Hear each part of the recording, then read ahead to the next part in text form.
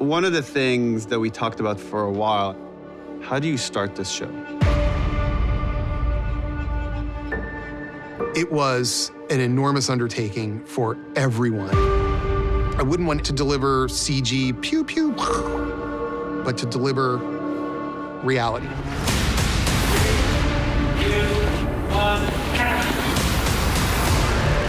-degree temperatures with a wind machine going like this.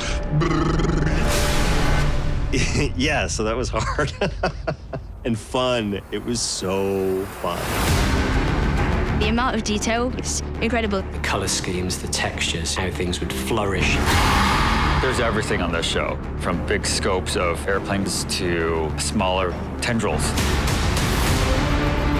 You're immediately just so immersed in The Last of Us world.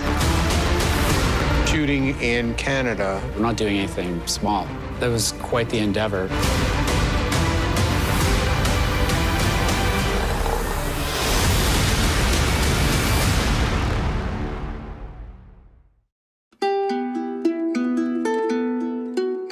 I remember when the game came out, there were so many people saying this needs to be made into a live action. I was in conflict with it at first because I was like, we've already done it. We've shot it, we've performed it, we've edited it. Why do we need to go in and do this again? Neil said, at the end of the day, there are people out there that will never pick up a controller and they will never experience this story.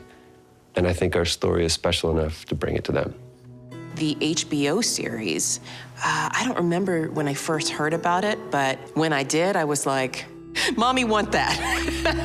Because I knew it was gonna be spectacular, especially when I heard that it was a collaboration and that Neil would also be involved.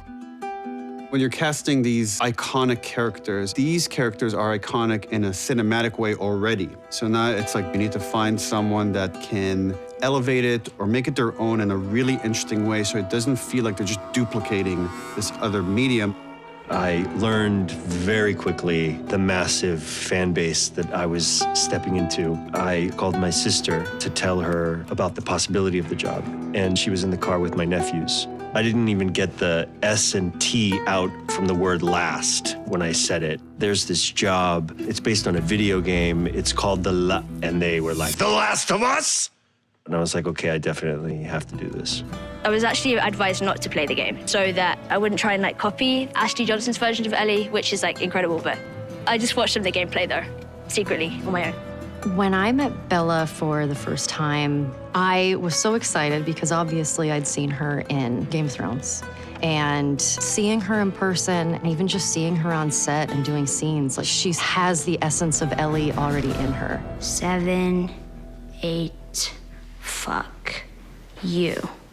What's incredible about what they've done with these scripts was to be able to explore and nourish things that I think are very much a part of the experience of the game.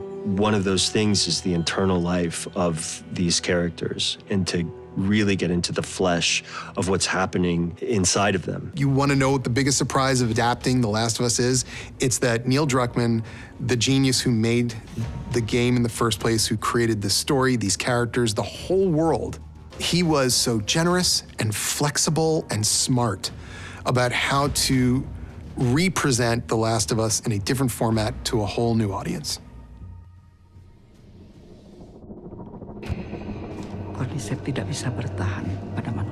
The scientific vision that the show presents to people is based absolutely in reality.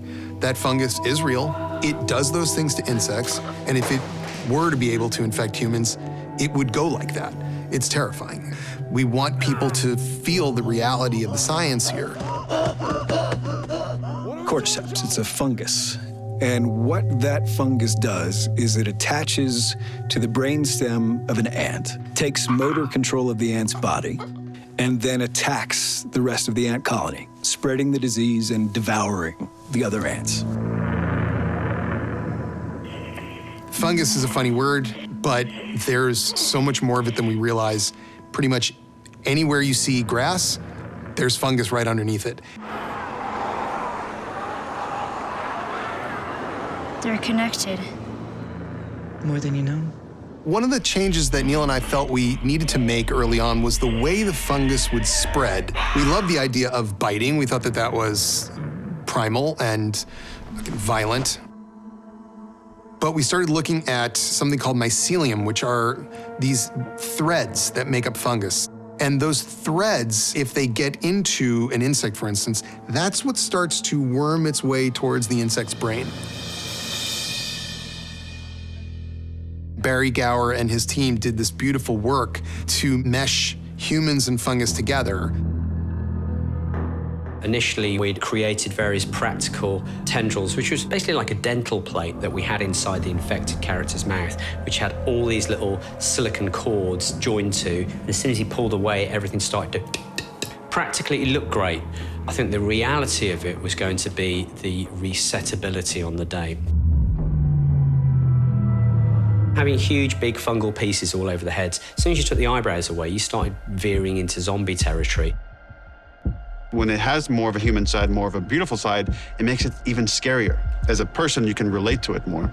From an infected point of view, we had the first stage infected. Very shortly after they've been bitten, there's a lot of redness, a lot of tenderness around the skin.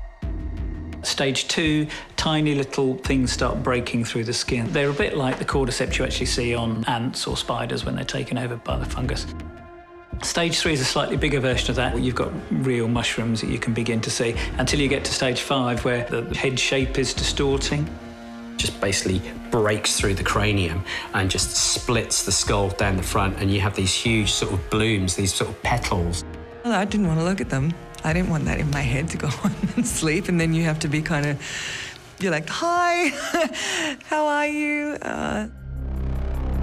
And it's not just kind of what they look like, it's just the physicality and the way that they move is what makes them so creepy, but impressive. Not just the prosthetic, obviously, but the inhabiting of it. Yeah, and then, the more you contort it like that, the better. They're like really kind of tense up your trap. And that's like...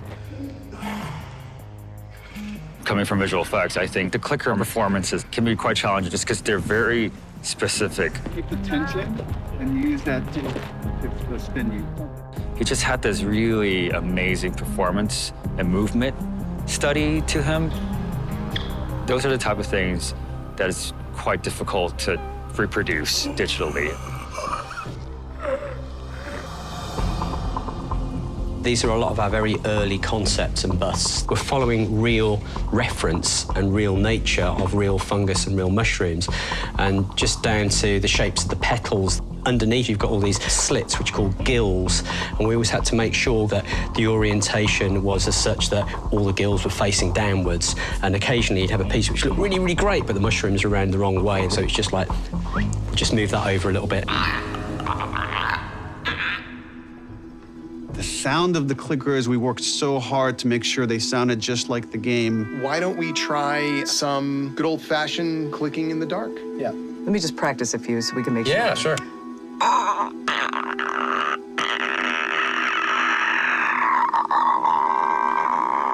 Misty was the originator of the sound itself, and she did these amazing throat sounds, which were like, that's it! Yeah. And they were like, now we got to find someone who can do it too, like a guy. Right. And then I was like, I figured it out. Mr. and Mrs. Clicker, the original, the Adam and Eve of clicking.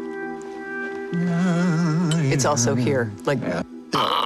I think it's that first little bit, right? It's just the initial, which I think isn't bad here. I just want the real thing. Sure. Let's do some clicking.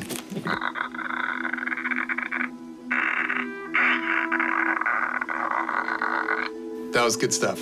I like that. I love sound, but it's like, I don't actually think I've ever had anything like this, where there was somebody who knew how to do this incredibly specific thing, and I had the incredibly specific thing people doing the incredible, oh, this is so cool. All right, I think it might be time to go to the bullpen and bring in the old lefty.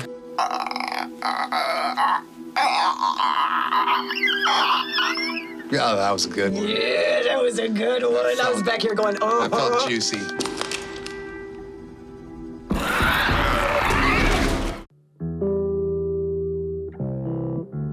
When we made the game, we don't make any physical things. It's all digital. It's all two-dimensional on the screen. The first time I walked on set, it was Joel's house.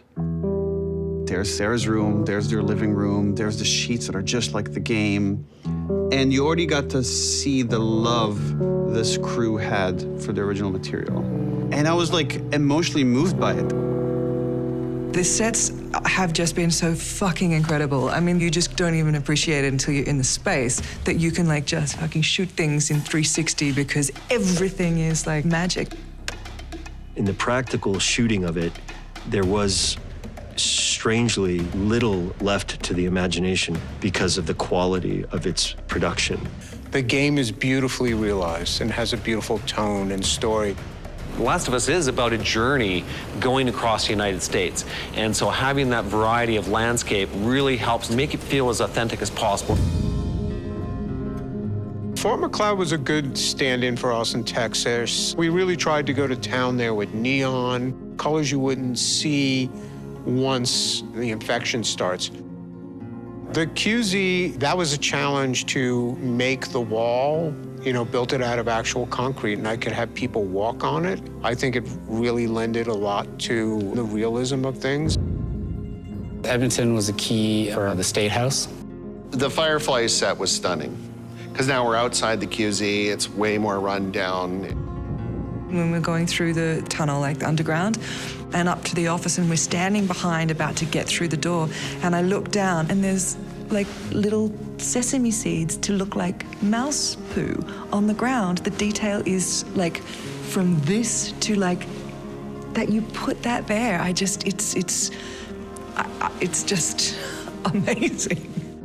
They created a village. I mean, Billstown, the way it was written is very particular. The action involved and the look of the town and the feel of the town. And I kind of had in the back of my mind that this location existed after the floods in High River in 2013. It's on the kind of the wrong side of the berm, and they had to tear all the homes down. And what was left was all the streets and the sidewalks and the infrastructure. There's a town here, Canmore, that stood in quite nicely for Jackson Hole, Wyoming. This is a town that's self-sufficient. My favorite part of that was building the paddock and the stables and everything in the parking lot right in the middle of town. I was just like, there's the bank, and there's the studio, lights! I was like, everything was like, I was like, they got everything. I was really impressed with our production design, and everything was just so faithful to the game and so detailed, specific. But the mall was, I think, one of the most amazing sets there is. You know, we had to get a carousel, we had to do a Halloween store, we had to do a Victoria's Secret store. Even though this was an abandoned mall before, the authenticity of what the mall looks like, it's really cool. Plants growing everywhere, there's algae. It's just a mess. So this location has been perfect to shoot in because they were going to tear down this mall anyway. So that's given the amazing art department like free reign to completely destroy it and make it their own. So as soon as we finish this, like this mall is gone. And let's cut. Okotoks, the challenge was that we needed a cul-de-sac neighborhood to situate this big action scene. And it's actually a bit freaky in terms of how perfect it fits within the visuals within the game. When we scouted, it was exactly what we wanted. We had extreme winds. We literally, you couldn't stand up. When Craig was there, I mean, it's just like, this is what I wrote. And that's the best compliment you can get. We went to Waterton because it was known to have a massive amount of snow. And what happened was there was no snow. There was drifts up against some buildings, but all the roads, all the grass, everywhere that you looked, the snow was gone. You couldn't bring in snow from outside the park. I had to use whatever was in the town. So in 3 days, we did 350 dump trucks of snow, shoveling, brooming, raking, snow blowers to cover 10 city blocks. That night, it snowed. There was a day of shooting, and we were out in the elements, and there was snow everywhere, and we were on the side of a mountain, and it was really cold, and there was a trek through the snow, and there were 3 or 4 house-size wind machines. I loved it. I love it. I want to go back.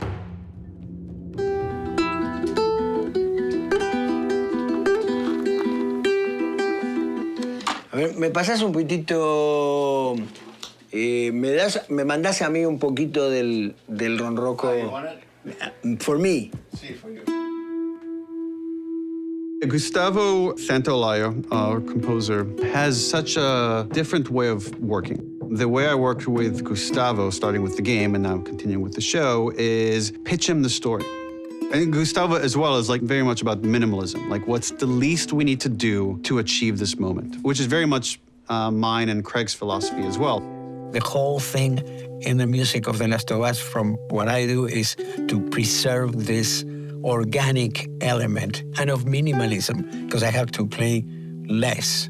The pipes, the cans, all that has a little bit to do with the reality of a post-disaster world of found objects, broken things, but it's very organic. It's almost like a primitive folk instrument, like a modern primitive folk. The beginning, was trying to find how we translate the language from the game to the series, but I think we have found now something that kind of like flows.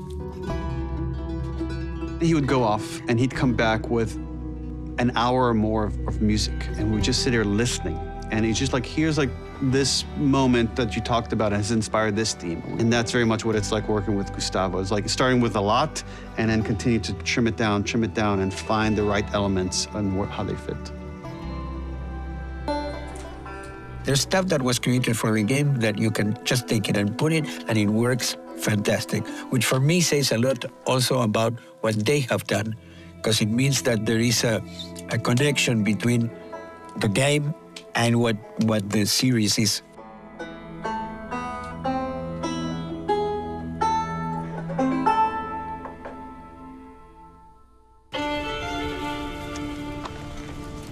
Visual effects is a big part of this show. Every shot that we shoot needs to be touched in some way by visual effects. There's such an effort to really push the boundaries on both what is practical and what is a visual effect. Right from the get-go, the impetus was to try and do as much practical as possible. Alex understands that the dovetail between practical and visual effects, when you make it seamless, that's the magic.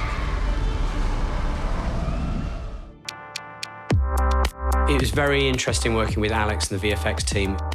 The visual effects department is probably the one department we work probably the closest with on any given show or film.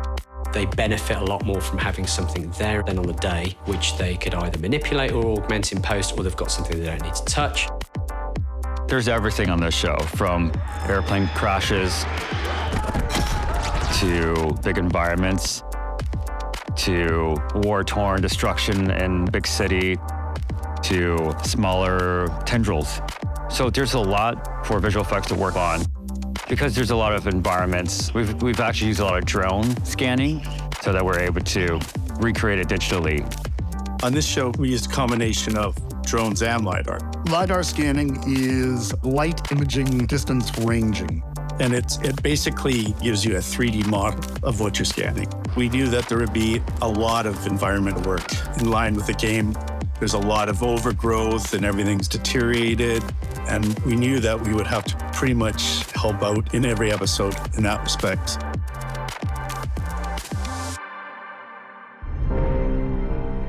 So there's a couple of different types of scanning that we're doing on the show. One of them is cyber scanning. It's a circle of cameras and lights that flash simultaneously. We scan every character that's on a show in case we need to build a digital version of them.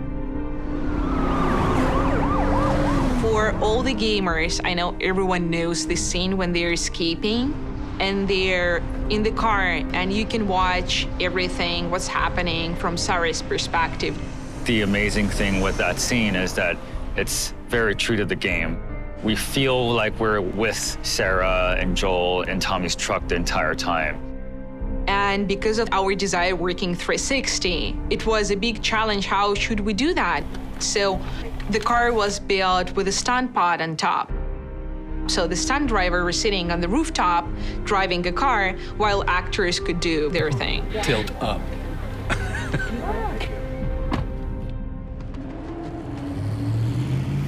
The cul-de-sac sequence was certainly the toughest sequence that we had to do. And the combination of the effects, the choreography, and the explosions, just the kind of craziness of it all, really. And this used to just be a field. This was nothing but grass. Craig wrote this amazing sequence where our cast, they walk their way onto this seemingly innocent cul-de-sac and come under attack.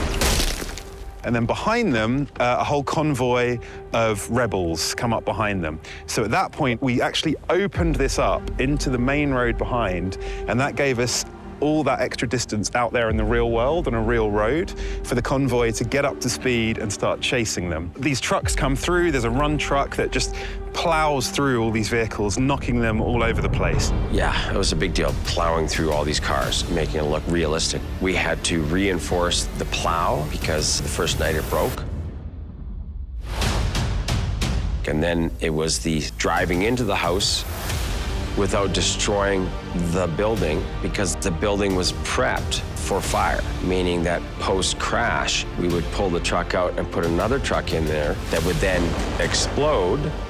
Special effects did an amazing job piping those houses and vehicles with propane, but we'll go in there and just add the finishing touches. In the big climactic battle scene, most of that was done practically with real performers. However, we felt like we needed to triple that amount. So everything in addition was visual effects.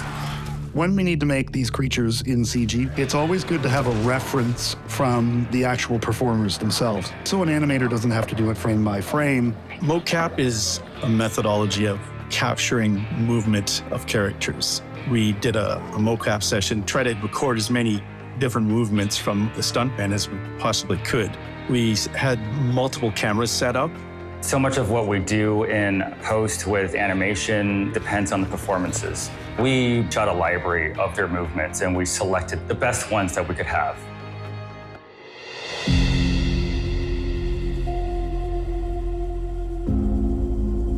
Of course, we tried to do as much practically as possible. The makeup people were awesome. The design work from Barry Gower's team was complete. We took these designs and we scanned them, and this helped create digital assets for us in post. With the infected, we started exploring all these other paint schemes. Once we knew what the colors were, then we would paint a suit to match. We would glue all the mushrooms and everything onto the suits, and then the suits would go over to Sage and her team, and they would cut the costumes for the mushrooms to be growing through, and the sort of dripping stains as they kind of came through the skin and the flesh broke down. Each clicker is designed individually, and the costume had to be durable enough to go through all of the crazy contortionist sort of moves that the clickers have and the fight scenes.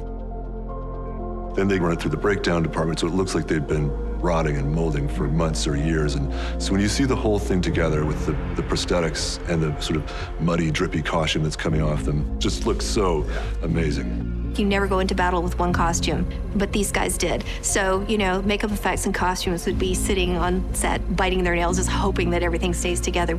So one thing we did for a lot of our shots was we actually had a little area that we could remove from the crown of the clicker's appliance. We would either have complete vision for the actors and you'd see their eyes looking through, which would then be replaced in post, or we'd be able to do some more close-up stuff and put that plug back in.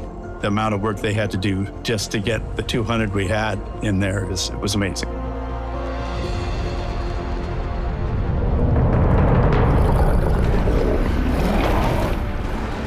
There are several creatures that we had to make the decision fairly early on, whether they'd be done practically with prosthetics and visual effects entirely, or if it might be a hybrid approach of the both.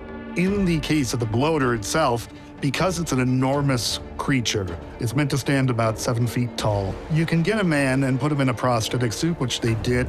At the end of the day, there's only a certain amount of mobility in this prosthetic suit. As good as it looked, he just couldn't do the things that he needed to do as the bloater. Very early on, we kind of planned for doing it practically on set in a prosthetic suit that Barry Gower made, but we reserved the option and shot a lot of clean plates, which means we took the bloater, the physical bloater, out of the shot so that we had a clean background to use in case we wanted to go the CG route in some or in all cases. Barry Gower and his team did a fantastic job creating the bloater suit with so much detail. However, we found that what we needed was the bloater to be a little bit bigger and needed to move a little faster as well. This CG creature is doing some very fantastical things that a normal human couldn't do. We ended up just feeling like it was necessary to create a full digital version of the bloater.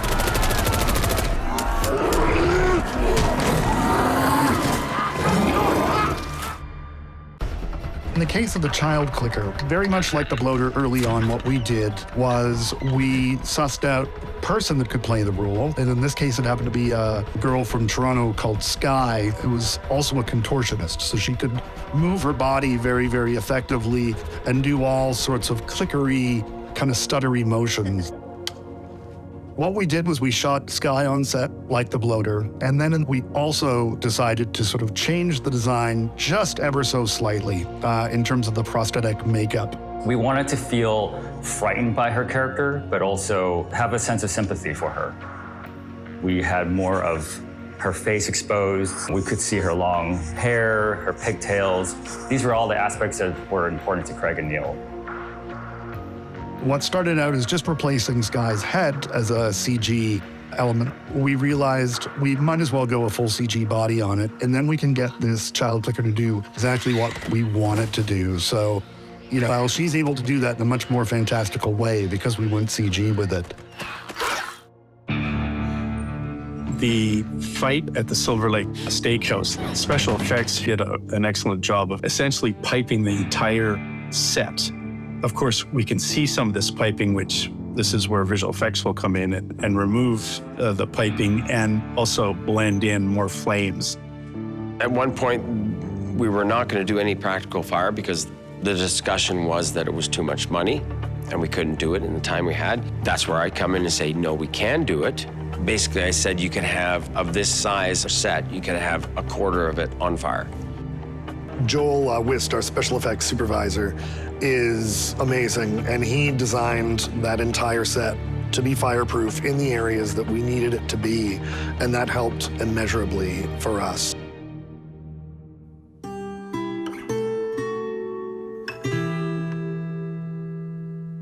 Shooting with Nabu the giraffe will certainly be one of my favorite experiences. What I quickly learned after doing the research on the game was just how critically important this one moment is to the whole story of the game. Giraffes are pretty massive. It's like a spiritual experience almost, being so close to such a magnificent animal. Yes, you can create a giraffe in visual effects, but it's just not the same. Fortunately, the one thing Alberta does have is a zoo with giraffes, and we spent quite a while putting things in the enclosure so that we could shoot it and getting the giraffes acclimated, like panels with blue screen, so that we could go in there and just shoot the giraffe and have Ellie feed the giraffe. And then visual effects in all the other pieces around it. Something that was so fascinating about this experience was that the visual effects and the special effects and all of the departments working together, building all of these practical elements to be able to actually see it in front of you was everything in terms of the playing of these characters and the being in this fungus apocalypse 20 years in.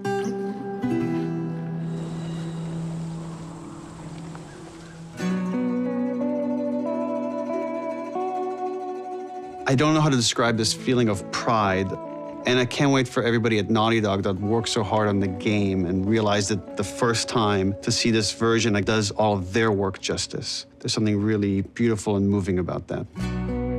When people talk to me about the game, we are same. We understand each other. We have a shared language. Arts are so important because it holds a mirror to our social condition, and it helps us have better understanding for someone who doesn't look or act like us, who might come from a different culture. And I think that we'll be able to jump over some of these skyscraper high hurdles that we have in the things that divide us. And that will never end. That right there is the crux of The Last of Us.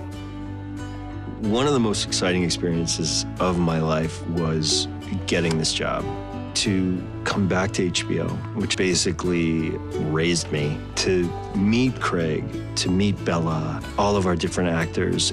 There was something of where I knew this was going to be the hardest and the best experience of my life. And weirdly, there was something that I knew was special and terrifying, and it all came true. On the first day, I set a fairly reasonable goal to make the best television show ever. That was our reasonable goal. I just want to say thank you. I love you guys. Thank you.